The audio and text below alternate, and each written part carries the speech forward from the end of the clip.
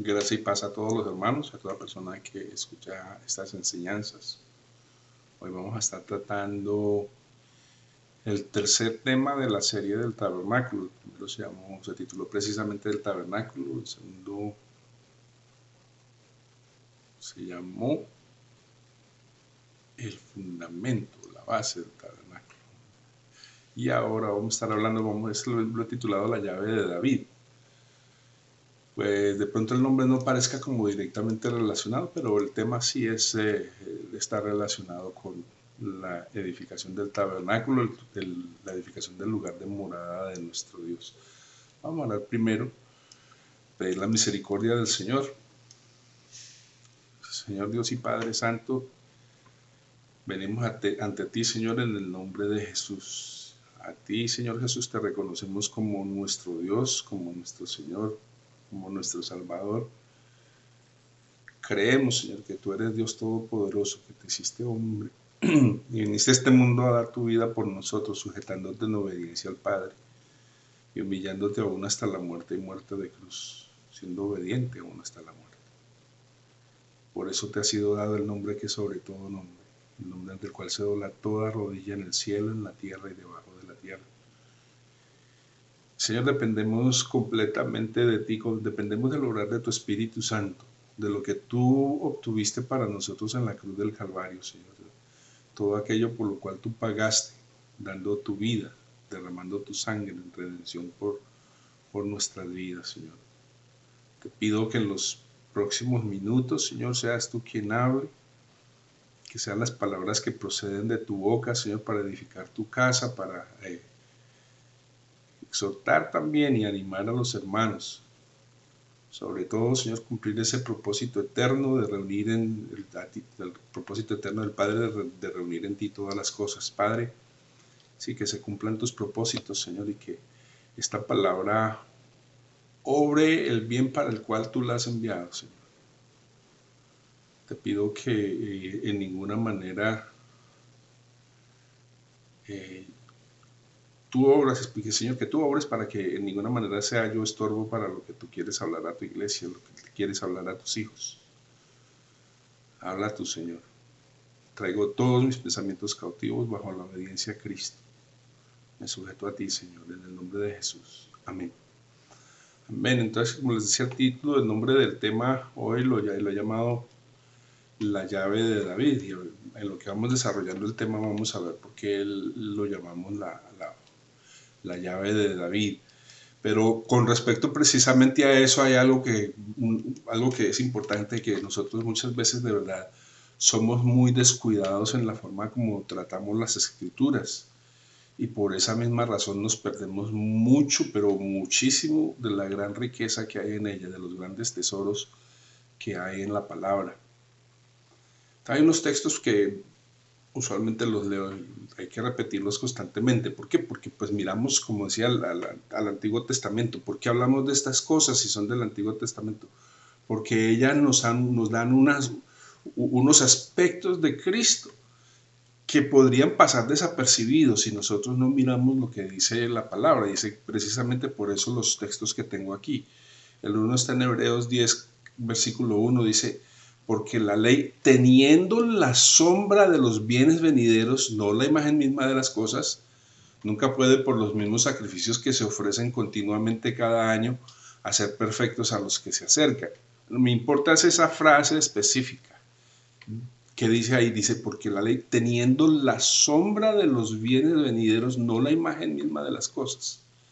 O sea, que la misma ley nos está apuntando hacia una realidad de la cual ella es solamente la sombra. La ley es solamente la sombra de esos bienes, de esa realidad.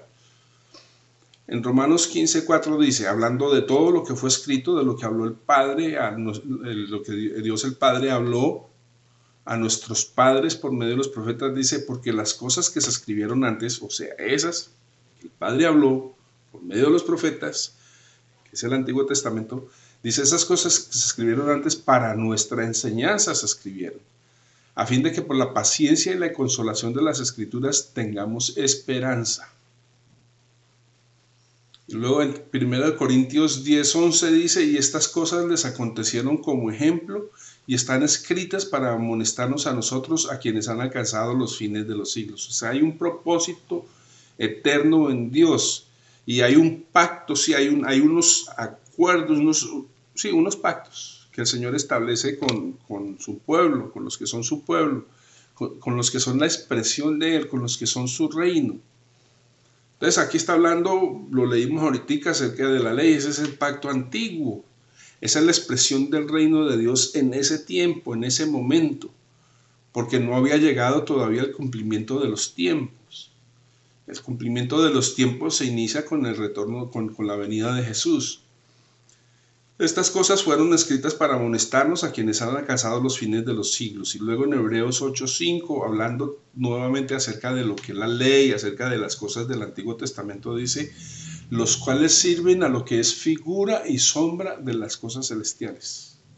Como se le advirtió a Moisés cuando iba a erigir el tabernáculo, diciéndole: mira, haz todas las cosas conforme al modelo que se te ha mostrado en el monte. O sea, hay un modelo de una realidad que le fue mostrado, y conforme al modelo que le fue mostrado a él debe edificar el tabernáculo. Pero eso, por decirlo como lo está diciendo, es modelo de un modelo. ¿Cuál es el verdadero modelo? Bueno, precisamente es lo que estamos tratando y hemos hablado todo el tiempo, que el enfoque de las Escrituras es Cristo. Al Padre le complació de esa manera. Es más, el propósito eterno de Dios dice de congregar en Él, de poner bajo su mandato todas las cosas en Cristo.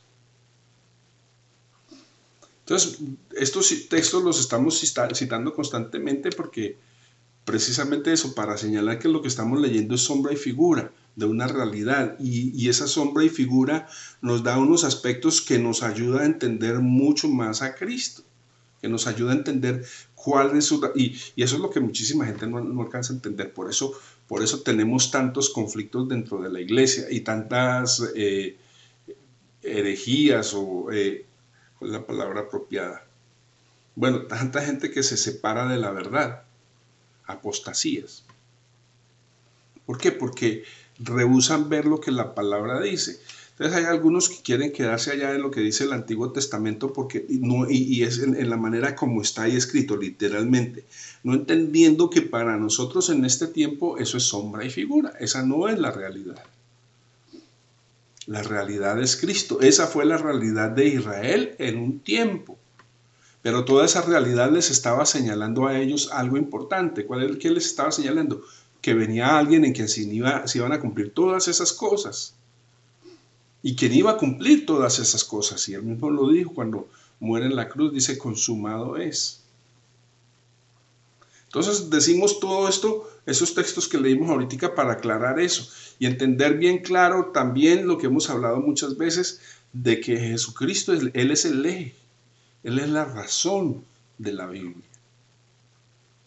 Y podemos decirlo porque Él es el Logos encarnado, el Verbo que se hizo carne y habitó entre nosotros. Entonces aquí estamos hablando de eso precisamente, de ese Verbo, de ese Dios que se hizo carne y habitó entre nosotros. Y cómo lo hizo en un tiempo, eso en la forma como lo hizo en un tiempo allá con Israel cuando estaban en el desierto, es sombra y figura para el día de hoy. Pero como es sombra y figura, entonces nos da aspectos que nos permiten comprender mejor la realidad de Cristo.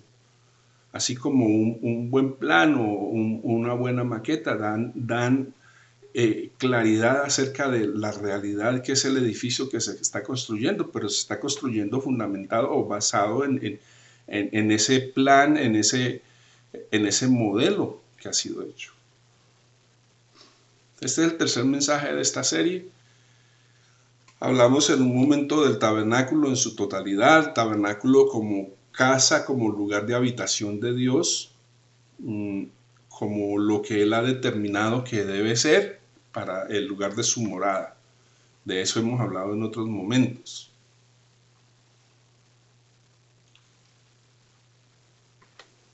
Y luego, o sea, hablamos como lugar de habitación, Dios siempre buscando habitar en medio de su pueblo, expresarse a toda la creación. Como digo, todo esto apunta a Cristo. Y luego la segunda parte, pues empezamos a hablar del fundamento. Y entendimos que el fundamento, pues es la redención, el precio que se pagó por la redención. Y lo conectamos con respecto a Cristo. ¿Cuál es el fundamento de nuestra fe?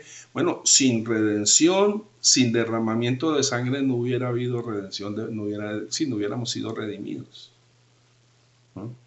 Él pagó por nuestros pecados con su sangre. Todo esto apunta a Cristo, nos muestra, como le decía ahorita, hace unos minutos, nos muestra diferentes facetas de Cristo, de su carácter, de su ministerio, sobre todo de su obra redentora. ¿Sí? Y que esa obra redentora es el tema central de la enseñanza pasada, la segunda. Entonces, vamos a leer la palabra en Éxodo capítulo 26. Son del versículo 15 al 30. Dice la palabra de Dios así: y harás para el tabernáculo tablas de madera de acacia. Bueno, no sé, me dan como empezar a desgranarlo desde ahí. Y harás para el tabernáculo tablas de madera de acacia. Vamos a leerlo todo y volvemos otra vez a mirar frase por frase, o sí, miramos allí cómo vamos desarrollando el tema. Dice: y harás para el tabernáculo tablas de madera de acacia que estén derechas. La longitud de cada tabla será de 10 codos y de codo y medio la anchura. 2 espigas tendrá cada tabla para unirlas una con otra. Así harás todas las tablas del tabernáculo. Harás pues las tablas del tabernáculo, 20 tablas al lado del mediodía al sur, y harás 40 basas de plata debajo de las 20 tablas, 2 basas debajo de una tabla para sus 2 espigas, y 2 basas debajo de otra tabla para sus 2 espigas. Y al otro lado del tabernáculo, al lado del norte, 20 tablas y sus 40 basas de plata, 2 basas debajo de una tabla y 2 basas debajo de otra tabla. Y para el lado posterior del tabernáculo al occidente harás 6 tablas. Harás además 2 tablas para las esquinas del tabernáculo en los 2 ángulos posteriores, las cuales se unirán desde abajo y asimismo se juntarán por su alto con un gozne. Así será con las otras 2. Serán para las 2 esquinas, de suerte que serán 8 tablas con sus basas de plata, 16 basas, 2 basas debajo de una tabla y 2 basas debajo de otra tabla. Harás también 5 barras de madera de acacia para las tablas de un lado del tabernáculo y 5 barras para las tablas del otro lado del tabernáculo y 5 barras para las tablas del lado posterior del tabernáculo al occidente, y la barra de en medio pasará por en medio de las tablas de un extremo al otro, y cubrirás de oro las tablas y harás sus anillos de oro para meter por ellos las barras. También cubrirás de oro las barras y asarás el tabernáculo conforme al modelo que te fue mostrado en el monte. Dice: y harás para el tabernáculo tablas de madera de acacia que estén derechas. Tablas de madera de acacia. Recuerden, este es el momento cuando el pueblo está cruzando el desierto. No hace mucho salieron de Egipto. Han llegado a Sinaí. En Sinaí el Señor le da a Moisés las tablas de la ley. Y el Señor, entendiendo que el hombre no iba a poder vivir por las obras de la ley, que en ningún momento iba a poder cumplir esos mandatos que el Señor le daba, entonces no solamente por razón de querer estar allí, sino mostrando su misericordia, bueno, precisamente mostrando su misericordia, permitiéndole al hombre encontrar una manera de poderse acercar, le da el tabernáculo. Y es lo que Dios ha hecho. Él mismo ha provisto la manera de que nosotros estemos en comunión con Él. No tuvimos que irlo a buscar por allá lugares escondidos donde Él no estaba perdido. Él nos buscó y nos escogió porque así le ha complacido hacerlo. Entonces ordena que se hagan tablas para el tabernáculo de maderas de acacia. Acacia era un árbol, recuerda que están en el desierto. Entonces el Señor les ordena de un árbol específico que lo puede conseguir allí. Y por supuesto, si uno considera qué clase de árbol puede sobrevivir en un desierto, tiene que ser un árbol de muy buena calidad, muy fuerte. Muy fuerte. Entonces le ordena que sea madera de acacia. Y hay un proceso en todo esto que es importante, Vuelvo a lo que estábamos diciendo de ser todo sombra y figura, son indicaciones de cosas para nosotros en el día de hoy, son para enseñanza de nosotros. Cuando dice el Señor hará tablas de madera de acacia, bueno, ahí no nos está diciendo todo el proceso, pero implícitamente está ahí.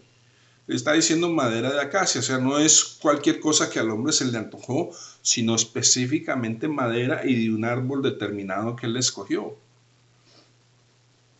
Pero señalar aquí algo bien importante, ¿dónde estaba ese árbol? Estaba plantado en el desierto, o sea, cuando hablamos de estar plantado, está plantado todavía, su forma natural está subsistiendo de este mundo. Y lo primero que hay que hacer para llegar a este punto de tablas de madera de acacia que dice allí que tienen que ser derechas.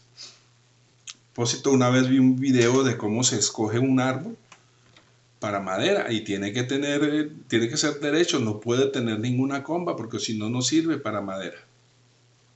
Que tiene que ser derecho. Y el Señor exigió que fueran tablas de madera derecha.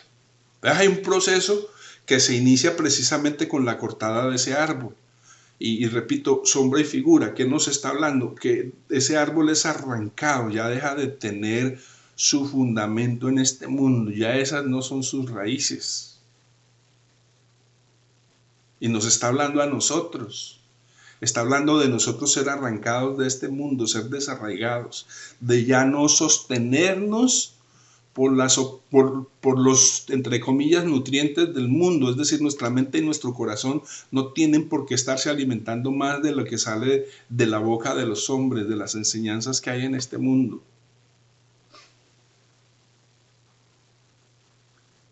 Todo eso, todas estas cosas que estamos hablando nos hablan de Cristo y nos hablan a nosotros también. O sea, si algo yo he encontrado en la Biblia es que ella es mi biografía también. A veces es difícil aceptarla porque uno no quiere verse como en un espejo, porque ella lo muestra al natural, desnudo y no esconde nada. Uno puede buscar esconder sus arrugas y teñirse sus canas, pero con la palabra de Dios uno no puede ocultar su pecado, su maldad. Ella misma lo expone a uno y lo confronta. Porque es biográfica también. O sea, es la historia de Dios con el hombre, con un pueblo en un momento, luego con otro pueblo, como es la iglesia. Pero es al mismo tiempo también el reflejo, nos refleja a nosotros mismos, lo que realmente somos. Pero requerimos de un corazón sencillo y humilde para poder admitir lo que ella dice acerca de nosotros, porque lo que dice no siempre es bueno. Pues mucha gente anda hablando por ahí que Dios está contento y feliz con nosotros. No, eso no es lo que dice la palabra. Más bien está airado porque hemos pecado contra Él. Y por eso estamos también en estas enseñanzas.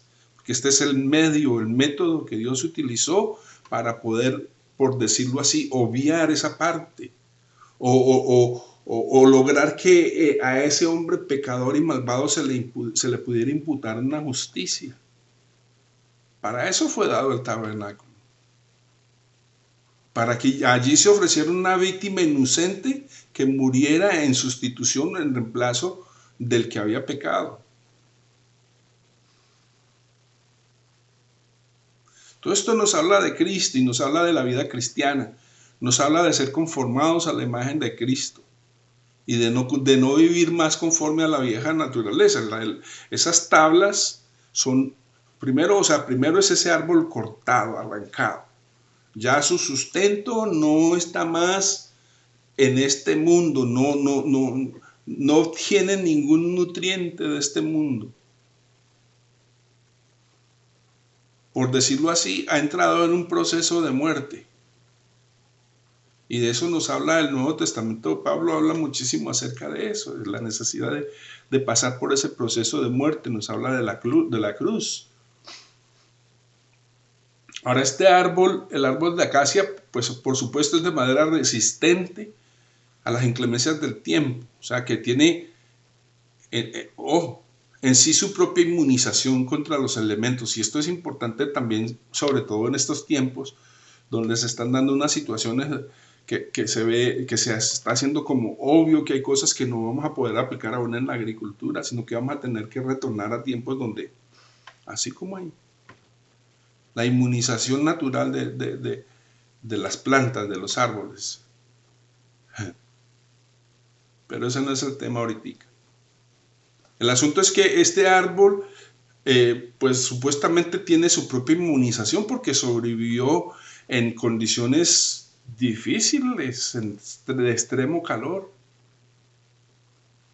Entonces el primer paso por el cual pasa ese árbol es ser cortado, es ser desarraigado, arrancado sus raíces. Ya deja de tener una vida dependiente de los nutrientes, el agua que recibe del suelo, de la tierra, es decir, del mundo.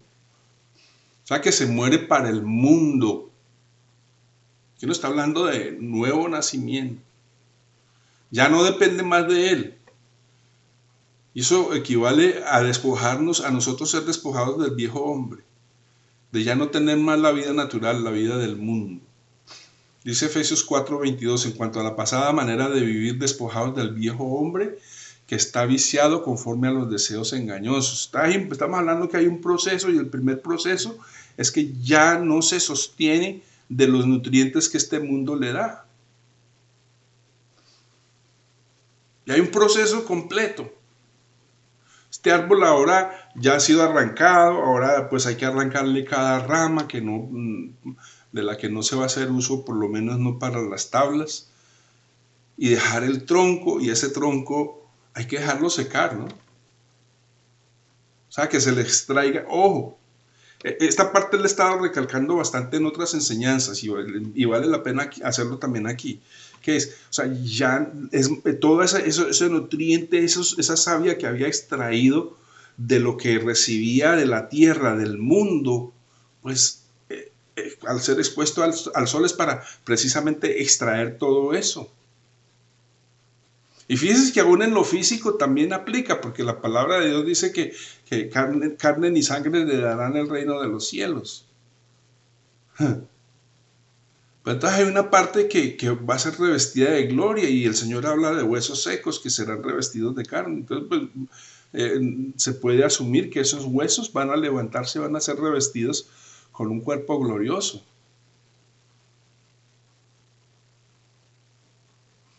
Pero la vida animal, la vida natural, la de las emociones y de los sentimientos, la vida carnal, pues aquí el Señor está hablando bien claro, porque se trata de la edificación de su morada.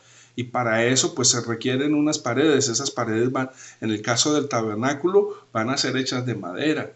Una madera que ha sido arrancada, ya ha sido un árbol que ha sido cortado ya de la tierra, que ha sido puesto a secar, que luego es descortezado, o sea, la piel exterior. Y si ustedes consideran eso,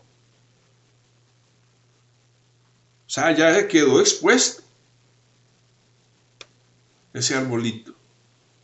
Pero el proceso apenas está comenzando.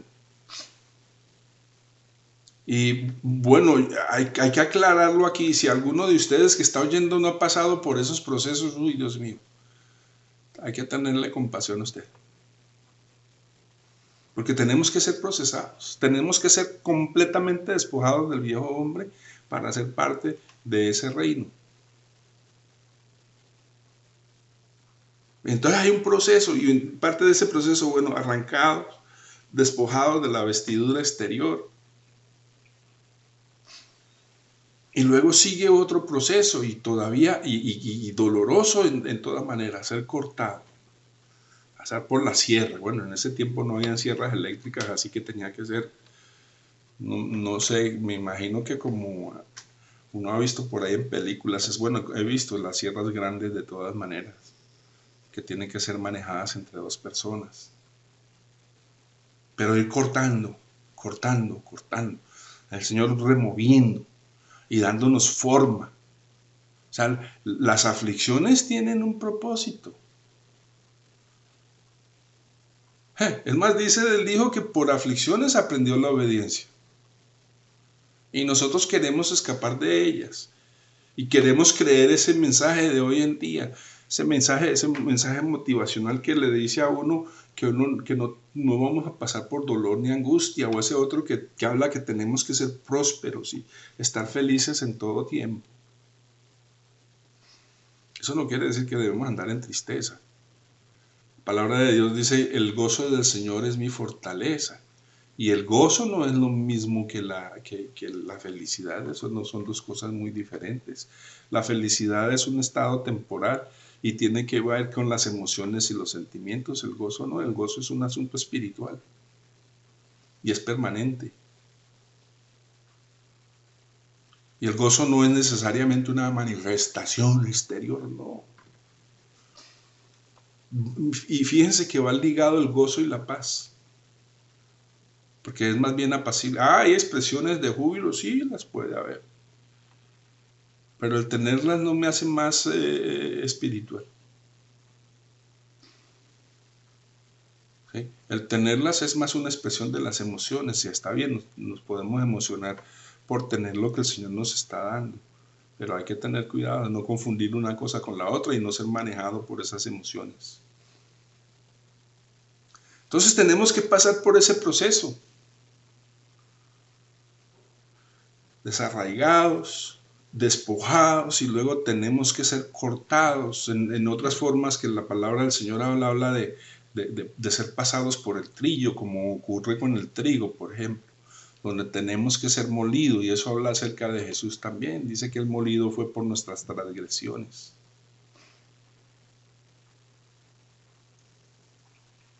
Y eso no quiere decir que nosotros no pasaremos también. Participamos de sus sufrimientos. Participamos de los sufrimientos, así como vamos a participar de su gloria.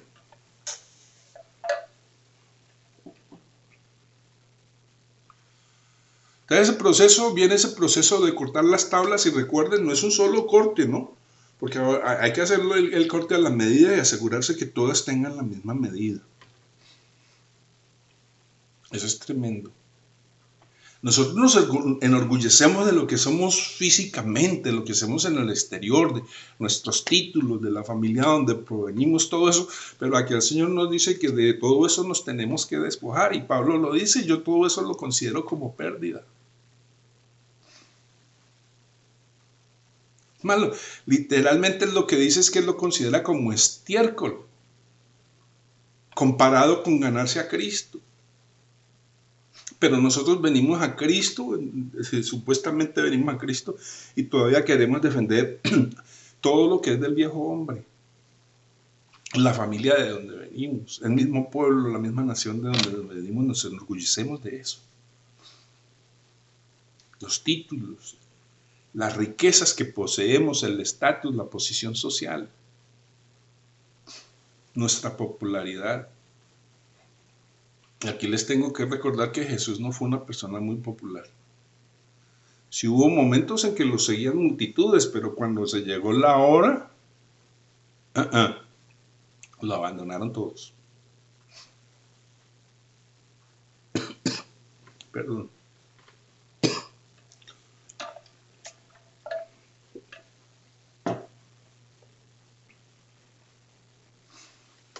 Entonces hay un proceso. Somos cortados a la medida, no a cualquier medida. Y ahí hay una comparación que me gusta a mí hacer constantemente, es esta. Por ejemplo, aquí, bueno, está este líquido, el agua que yo tengo aquí en este vaso, pues toma la forma del contenedor en el que está. Aquí no es el caso. Aquí tenemos que ser nosotros cortados a la medida de lo que vamos a contener, o a la medida de lo que vamos a ser revestidos. Hay un proceso completo, el proceso de ser arrancados, de ser despojados, luego ser cortados, y una vez, otra vez, hasta que tengamos esa medida precisa. Pero aparte de eso, tenemos que ser pulidos, porque no es solamente tener la medida precisa, sino estar bien pulidos.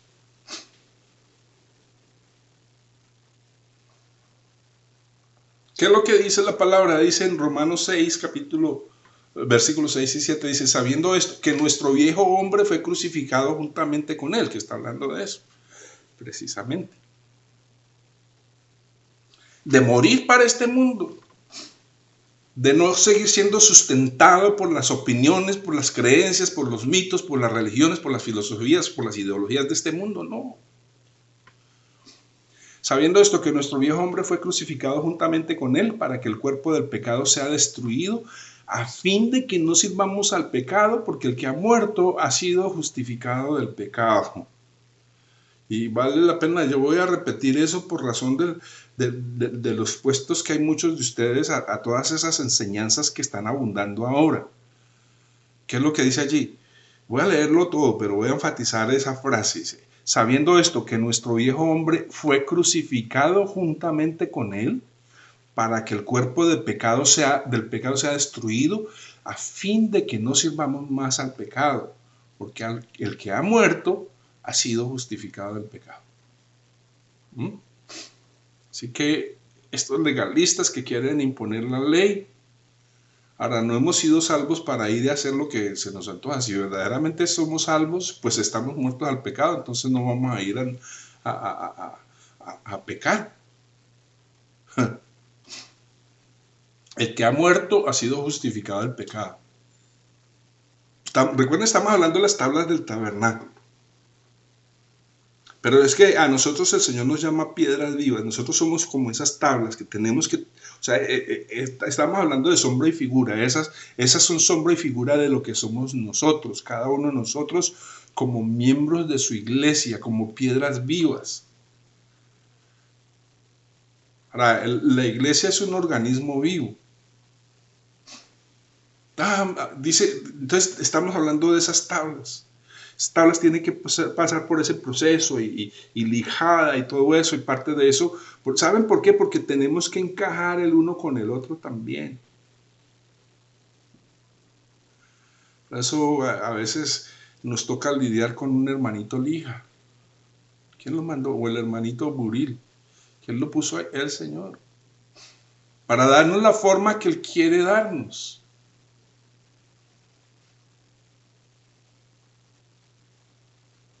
¿Para qué? Bueno, yo creo que hay una parte que voy a hablar antes del meollo del asunto de todo esto. Dice aquí en Efesios 2, 1, 2, dice, y Él os dio vida a vosotros cuando estabais muertos en vuestros delitos y pecados, en los cuales anduvisteis en otro tiempo, siguiendo la corriente de este mundo, conforme al príncipe de la potestad del aire, el espíritu que ahora opera en los hijos de desobediencia. Fíjense, cuando hay una persona que se va adelante para escoger los árboles que sirven para ser pues maderables. Y es lo que el Espíritu Santo ha hecho. Él ha ido escogiendo, nos escoge a nosotros. ¿Dónde nos escoge? Cuando estamos muertos en delitos y pecados, no nos escoge por santos.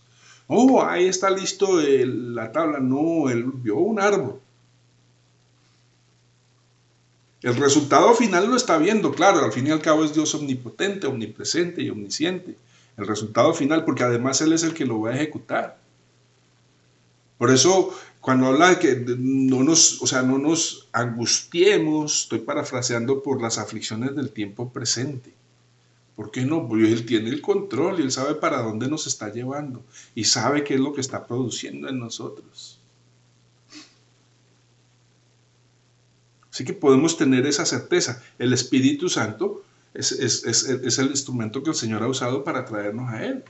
Dice que fue dado para redarguir al mundo de pecado, de justicia y de juicio. Y es el que nos confrontó a nosotros para entender que necesitamos redención. Para entender quién es Jesús. Él es quien nos revela. Muchas veces tratamos de que alguien conozca y entienda. No, les podemos explicar y debemos hacerlo. Pero ese conocimiento viene de lo alto, eso no lo damos nosotros. El entendimiento más bien, el conocimiento pues sí, pero conocimiento sin entendimiento no les va a servir de nada. Y Él os dio vida a vosotros cuando estabais muertos en vuestros delitos y pecados. O sea, no había razón por la que para Él escogernos, sencillamente fue su misericordia, su gracia. Estábamos plantados en este mundo, éramos parte de Él. Tristemente hay algunos que todavía siguen siendo parte de él y se llaman por su nombre. Pero dice, en los cuales anduvisteis en otro tiempo, siguiendo la corriente de este mundo. Y ahí, porque precisamente estamos hablando de ese despojo que tiene que haber en nosotros, ese corte, esas pulidas. ¿Y de qué estamos hablando? De dejar de seguir la corriente de este mundo. ¿Qué quiere decir eso? Todos los pensamientos, las enseñanzas de este mundo. A veces es triste, por ejemplo, escuchar en las iglesias eso mismo, mensajes motivacionales. ¿De dónde viene eso? De las corrientes de este mundo. Ese mensaje de la prosperidad, ¿de dónde viene? De las corrientes de este mundo. Aún en la iglesia se usan expresiones como machistas. ¿Y quién lo dice? Bueno, las que introducen esa enseñanza que es del mundo, que no les gusta lo que el Señor determinó, en la forma como Él ha decidido que debe ser su iglesia, cómo debe ser su casa, cómo debe operar su casa.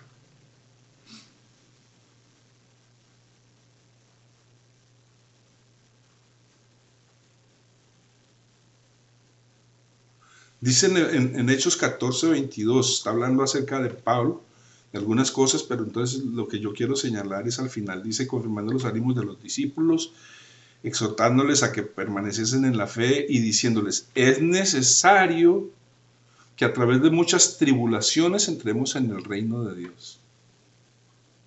O sea, es necesario que pasemos todos estos procesos.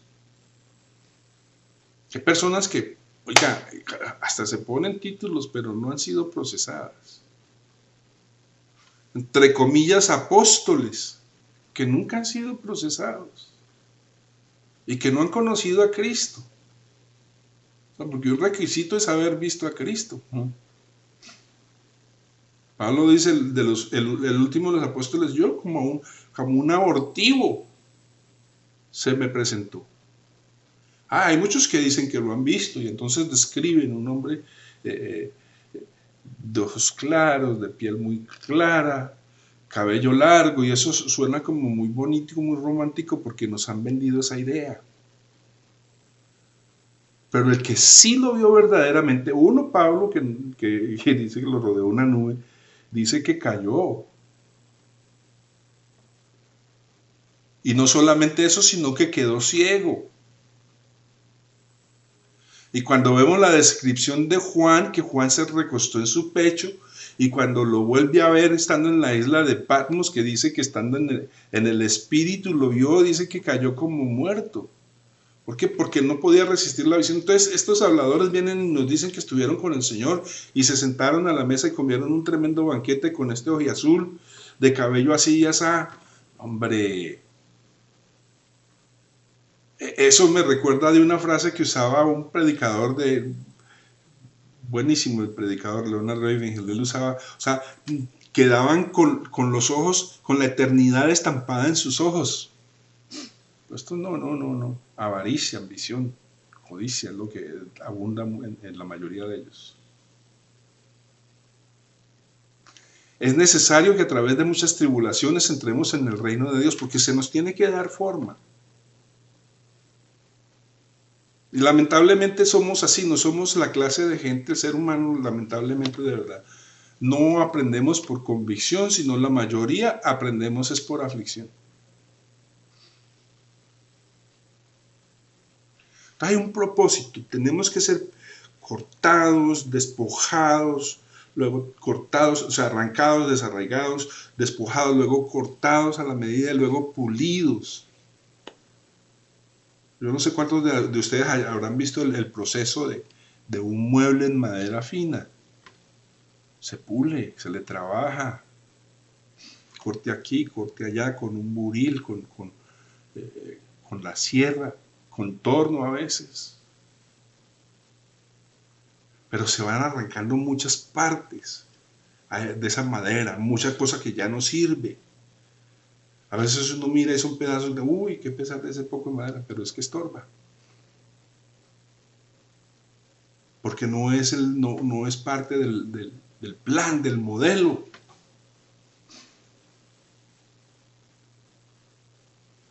Y entonces estaba hablando de que ya todos esos orgullos y esas vanidades que traemos del mundo no sirven, y ahora todas estas tablas alineadas una con la otra pues no se pueden diferenciar en nada, tienen la misma forma, el mismo tamaño, las mismas medidas, han pasado por el mismo proceso. Así que no hay una más grande que la otra, ni una más gruesa que la otra, no la hay. Para que dejemos la vanidad y el orgullo entre la iglesia, porque a veces pensamos que unos somos más altos que los otros.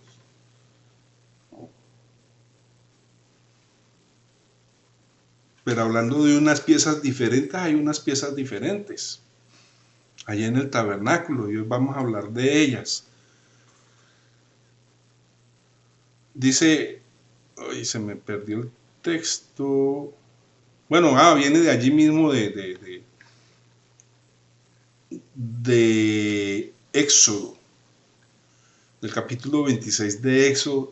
Esta parte dice así: harás también 5 barras de madera de acacia para las tablas de un lado del tabernáculo, y 5 barras para las tablas del otro lado del tabernáculo, y 5 barras para las tablas del lado posterior del tabernáculo al occidente, y la barra de en medio pasará por en medio de las tablas de un extremo al otro. Oiga, estas tienen un trato distinto.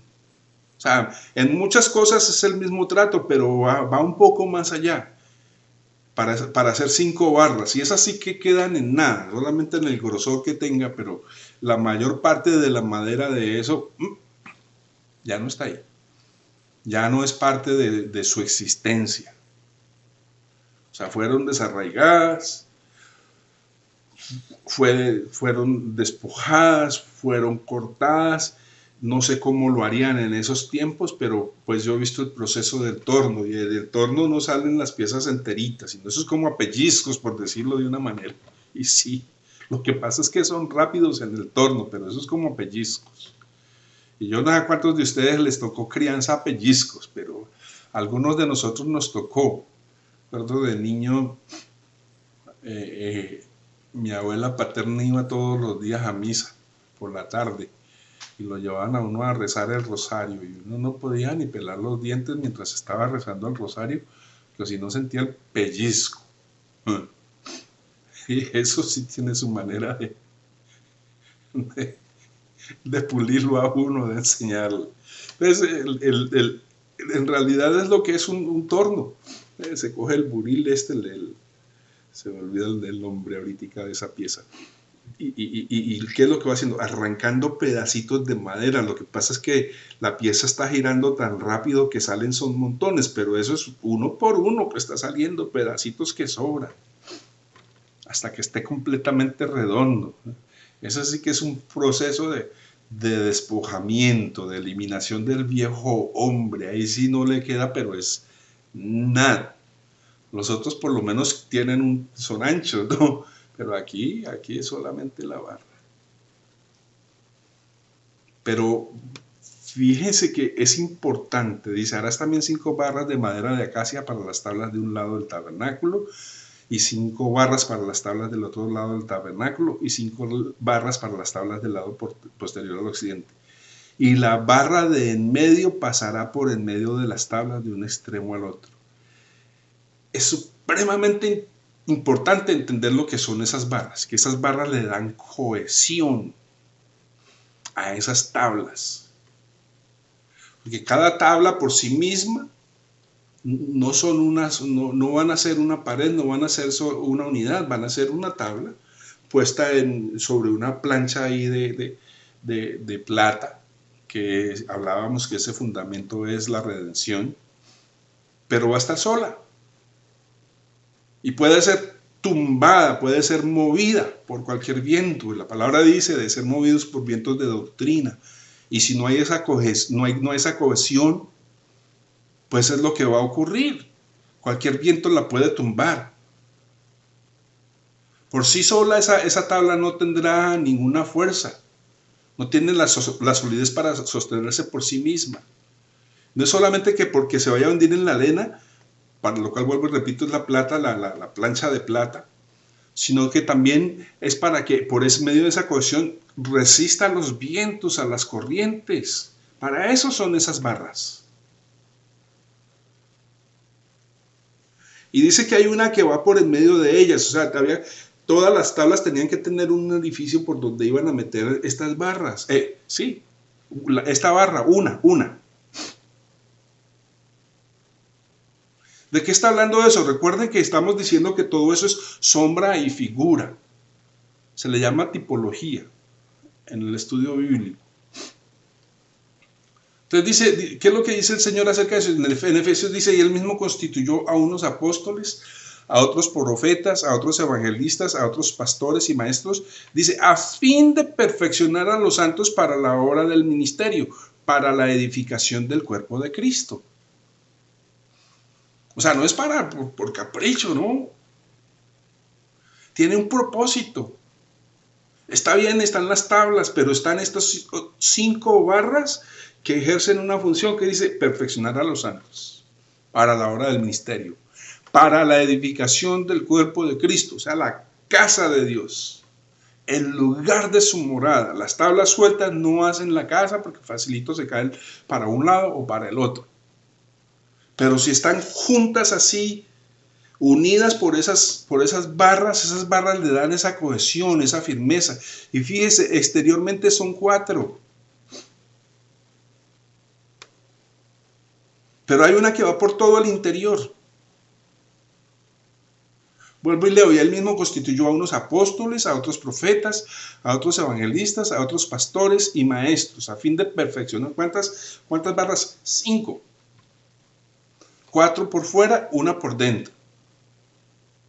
O sea, las 4 refuerzan, pero la de adentro es supremamente importante. Ahora, esa sola por sí misma, sola, pues tampoco da firmeza porque facilito podía hacer que giraran las.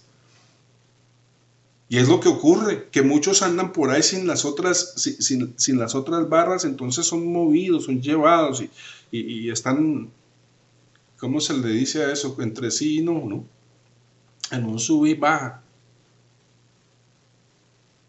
¿Con qué propósito? A fin de perfeccionar a los santos para la obra del ministerio. La obra del ministerio, la casa de Dios. Para la edificación del cuerpo de Cristo. ¿Hasta cuándo? Hasta que todos lleguemos a la unidad de la fe y del conocimiento del Hijo de Dios, a un varón perfecto. Y aquí habla a nivel individual, que es todo ese proceso del que estamos hablando, pero también habla a nivel corporativo. Así que ya va siendo hora, y no quiero hablar de una manera muy ofensiva, pero es hora de que los hijos de Dios de verdad nos congreguemos en un solo cuerpo. Que va siendo hora de salir de ese dominio denominacionalista y que seamos un solo cuerpo. ¿Para qué? Para que todas estas cosas funcionen en el orden que Dios estableció. Porque si, por ejemplo, los unos están allá y tienen un ministerio, pero ese corresponde aquí, eso que el Señor, que ustedes tienen allá, es de aquí, le pertenece al cuerpo, no le pertenece a la denominación, le pertenece al cuerpo. Entiéndalo, los dones, todo lo que la iglesia tiene, le pertenece a la iglesia, al cuerpo de Cristo, no a su denominación, al cuerpo, porque al fin y al cabo el que pagó el precio fue Jesús, y Él pagó precio para edificarse una casa, Él pagó el precio para comprarse una novia. Y esas 4 barras tienen que ver bueno, son esos ministerios que entre otras cosas sí le da cohesión, pero también están encargadas esas barras de que esa novia esté preparada, sin mancha y sin arruga. Claro, hay muchos en la casa, se la pasan, y yo no voy a decir que no se hace, estando denunciando el pecado todo el tiempo, pero se apartan de lo principal de la enseñanza de la palabra, que es Cristo. Y Cristo es la victoria sobre el pecado. Cristo es la victoria sobre toda enfermedad, sobre todas las cosas. O sea, todo eso que se habla en una parte, que se habla en la otra, está todo concentrado en ¿quién? En Cristo.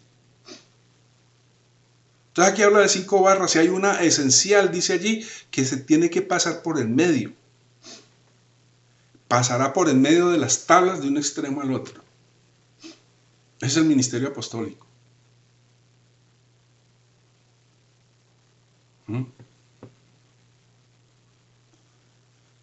La barra central pasa por el medio de las tablas, por el interior de ellas. Estas barras representan a los apóstoles, estas las barras que van por el medio, porque es en su doctrina que la iglesia permanece unida. Ojo, la palabra lo dice. ¿Cuál doctrina es la de los apóstoles? ¿Cuáles los apóstoles? Los apóstoles del Cordero, los que lo conocieron, los que anduvieron con él, los que lo vieron.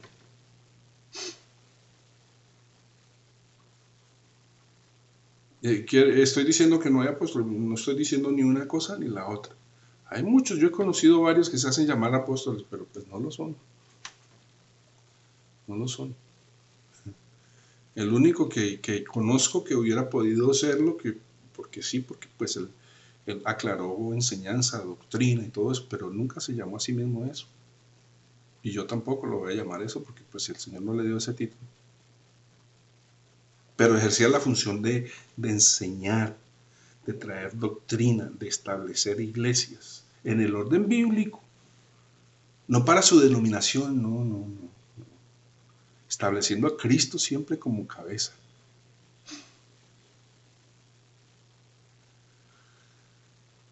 Entonces, esa doctrina, la doctrina de los apóstoles, dice, tiene que ver con la naturaleza interior donde debe estar escrita la palabra de Dios, la palabra de vida. Las otras cuatro son importantísimas también. La doctrina tiene que tener su aplicación práctica y, por supuesto, esta doctrina debe mantener la unidad. Sin estas barras, las tablas andarían todavía algo sueltas y podrían girar solas independientemente la una de la otra.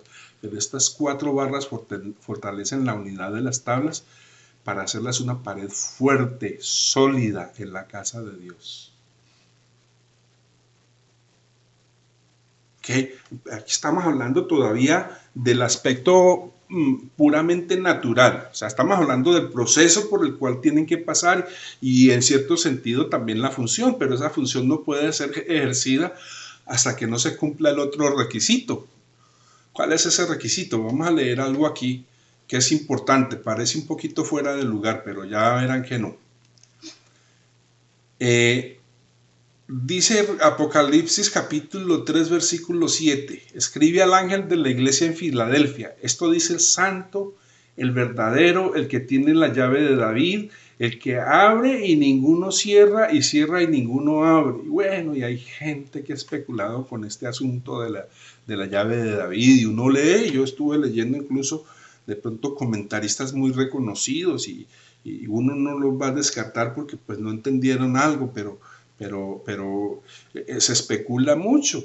Que la llave de David, no, esas son las puertas de triunfo, de éxito que el Señor está abriendo, no, eso no es lo que está diciendo allí. Pues puede tener su relación, pero eso no es de lo que está hablando. Esto dice el santo, el verdadero, el que tiene la llave de David. ¿Quién tiene la llave de David? El santo, el verdadero. No la tiene otro.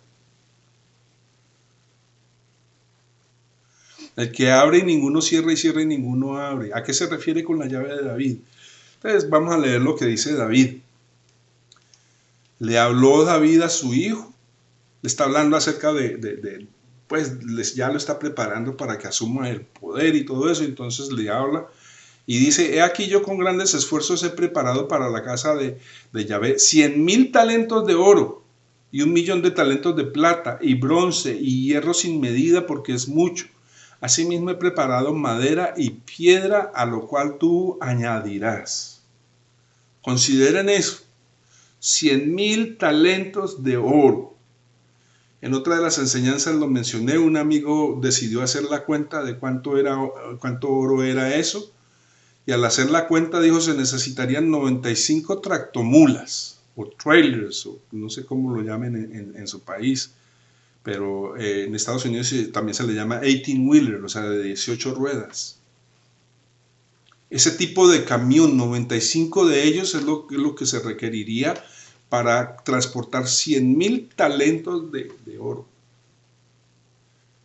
Esos son como 3,400,000 kilos de oro. Bastantico. Y es lo que David ha preparado para el templo.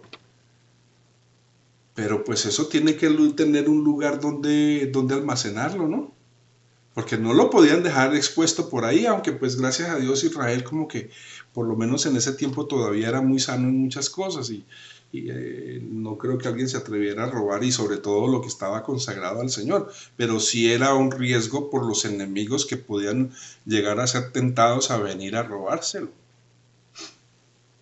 La llave de David no es otra cosa que la llave a los tesoros que David preparó para la edificación del templo que él le quiso construir al Señor, pero que el Señor no se lo permitió, sino que fue su hijo Salomón quien lo hizo. Y aquí en esto que estamos leyendo ahorita es precisamente cuando David está instruyendo a Salomón. Para confirmar vamos a leer el siguiente texto que hace referencia a uno que estaba a cargo de esa llave, pero que estaba malversando los fondos del templo y usándolos para su propia ganancia. Isaías 22, versículos 15 al 22 dice, Yahvé de los ejércitos dice así, ve, entra este tesorero, a Sebna el mayordomo, o sea, el que en su tiempo guardaba la llave de los tesoros de la casa de Israel. Recuerden, la llave de David guardaba los tesoros que David había preparado, que entre otras cosas eran 100,000 talentos de oro, eso es una cantidad enorme. Ve, entra este tesorero a Sebna el mayordomo y dile, ¿qué tienes tú aquí? ¿O a quién tienes aquí? Porque entre otras cosas empezaron a meter gente a vivir en el templo, y peor todavía que no eran ni siquiera levitas ni sacerdotes, sino que eran gente pagana, que no eran del pueblo de Israel, eran impíos. ¿Qué tienes tú aquí o a quién tienes aquí? Que labraste aquí sepulcro para ti, como el que del lugar alto labra su sepultura, o el que esculpe para sí morada en una peña. He aquí que Yahvé te transportará en duro cautiverio, y de cierto te cubrirá el rostro, te echará a rodar con ímpetu como a ola por tierra extensa. Allá morirás y allá estarán los carros de tu gloria, oh vergüenza de la casa de tu Señor. Y te arrojaré de tu lugar y de tu puesto te empujaré. En aquel día llamaré a mi siervo Eliakim, hijo de Hilcías, y lo vestiré de tus vestiduras y lo ceñiré de tu talabarte, y entregaré en sus manos tu potestad, y será padre al morador de Jerusalén y a la casa de Judá, y pondré la llave de la casa de David sobre su hombro, y abrirá y nadie cerrará, cerrará y nadie abrirá. Este señor había pecado contra Dios, había cometido fraude con los tesoros de la casa del Señor. Y él era el que cargaba la llave de David, y aquí el Señor le anuncia que va a ser castigado y que esa llave le va a ser quitada junto con toda la autoridad, porque poseer la llave, pues eso cargaba, eso era muy representativo, no era un cargo cualquiera. Y me gusta el cierre porque eso nos aclara lo que estamos hablando. Dice, y hablando dice, en aquel día llamaré a mi siervo Eliakim, hijo de Hilcías, y lo vestiré de tus vestiduras. Porque es que en las vestiduras del sacerdocio también se denotaba el rango, ¿no? Dice, y lo ceñiré de tu talabarte y entregaré en sus manos tu potestad, o sea, la autoridad, y será padre al morador de Jerusalén y a la casa de Judá, y pondré la llave de la casa de David sobre su hombro, y abrirá y nadie cerrará, y cerrará y nadie abrirá. Bueno, por lo menos con respecto a la llave de David, ya leímos, habían 100,000 de lo que recogió David, porque después Salomón también recogió para la casa del Señor. Entonces llevar esa llave, pues connota responsabilidad grande. Pero no solamente eso, no solamente es la responsabilidad, sino también el privilegio de ser el tesorero de los tesoros del rey. Otro caso de mal uso de la llave de David está en el caso de Eliasib. Y antes de esto dice, estamos en Nehemías capítulo 13, versículo 4 y el 5. Dice, y antes de esto el sacerdote Eliasib, siendo jefe de la cámara de nuestro Dios, cámara en la cual guardaban las... Permítame un segundito que yo creo que aquí hay un problema.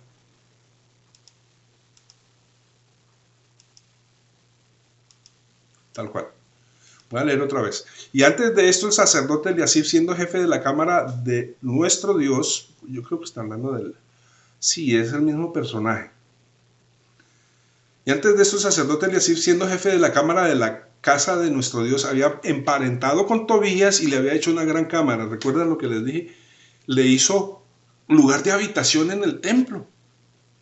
A un pagano, a un gentil. Siendo jefe de la cámara de nuestro Dios, había emparentado con Tobías y le había hecho una gran cámara en la cual, oiga, guardaban antes las ofrendas, el incienso, los utensilios, el diezmo del grano, del vino y del aceite, que estaba mandado a dar a los levitas, a los cantores, a los porteros y a la ofrenda de los sacerdotes. Hizo sacar, entonces es otro personaje, hizo sacar todo lo que había en la casa de los, en el lugar de los tesoros para darle vivienda a un impío. Le hizo cuarto a un extranjero, a un impío dentro de la casa del Señor, muy parecido a todo lo que ocurre dentro de la iglesia, que se acomoda y aún hasta se invita a conferencistas con mensajes motivacionales y de mucho otro tipo, que nada tienen que ver con la palabra del Señor. Primera Crónicas 26:20 dice, y de los levitas, Ahías tenía cargo de los tesoros de la casa de Dios y de los tesoros de las casas santificadas.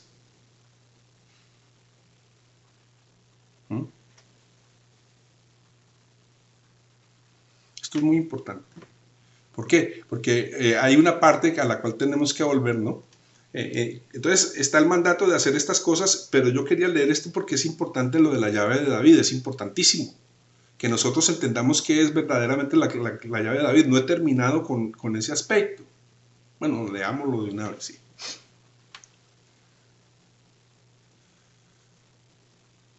Dice Efesios 3:8, está hablando el apóstol Pablo y dice, a mí que soy menos que el más pequeño de todos los santos, me fue dada esta gracia de anunciar entre los gentiles el evangelio de las inescrutables riquezas de Cristo. Las inescrutables riquezas de Cristo. Estamos hablando de la llave de David. Pero la llave de David era la llave que abría la puerta del cuarto de la cámara de los tesoros del templo. ¿Cuál es el templo hoy? ¿Quién tiene las inescrutables riquezas? Cristo. Es más, dice también en Colosenses 2:3, en quien están escondidos todos los tesoros de la sabiduría y del conocimiento, todos los tesoros. Y aquí estoy siendo cortico con los textos del Nuevo Testamento.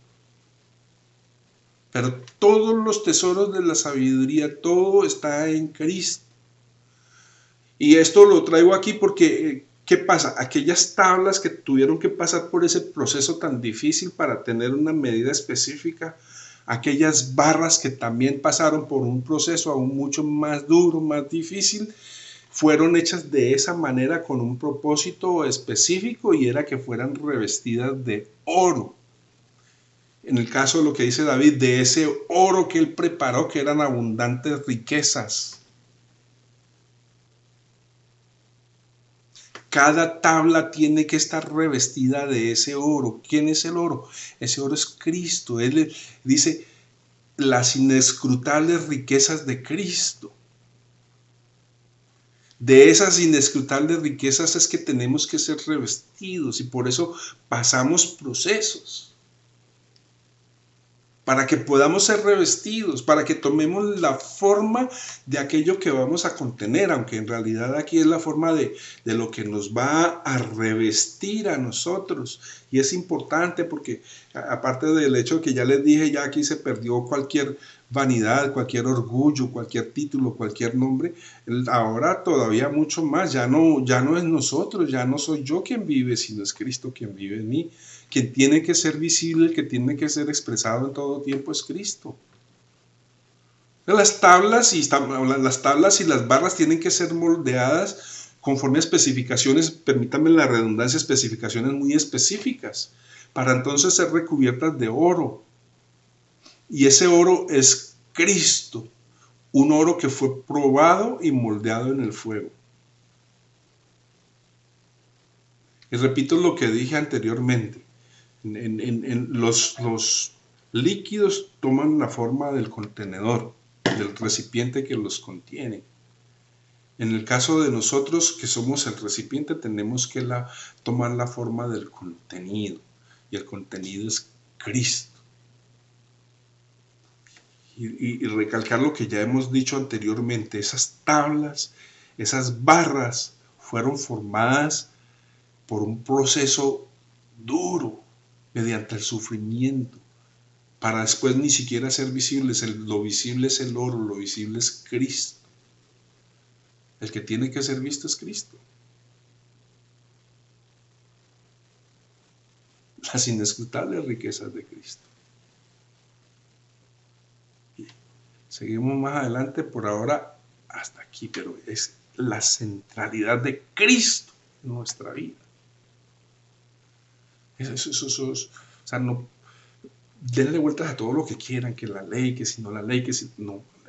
La centralidad del mensaje, la centralidad de lo que la Biblia habla es Cristo, y es de lo que debemos hablar. Y es a quien debemos dar a conocer. Está bien, se puede hablar de la ley, pero hasta yo veo la palabra, a los discípulos los mandaron fue a que dieran a conocer a Cristo. Y es mediante el conocimiento de Cristo que la gente recibe la salvación y la vida. Porque es en Cristo que está la vida.